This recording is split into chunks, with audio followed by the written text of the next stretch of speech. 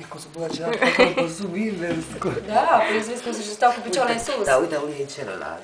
Da, uite la ziceam. Ce dai, cum suc și împing cu răgut, așa. Da, da, da. Dar cum stă tu, dragă, de ea? Da.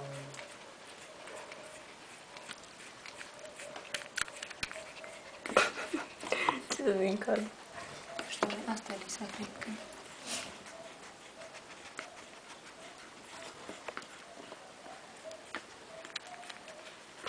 Tu ieșit eu, nu? Când?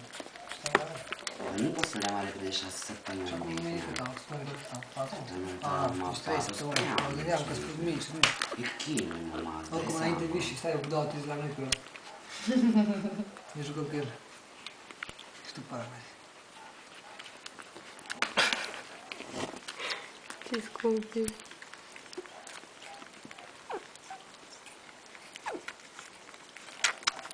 Foarte fain. Știți că vrei să-l țineți? Da. Zic că-mi dai mie cățeluș. Bun. De ce tu Dar că ai cum una, nu? dar ți-e greu cu ea. Să ai două, să-ți fie greu, ai să vezi. Vorbesc foarte serios. Ce că vin aici, da.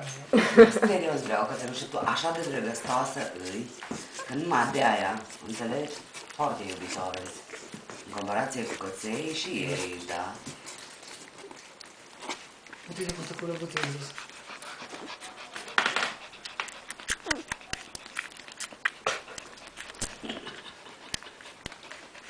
Vai, un visus.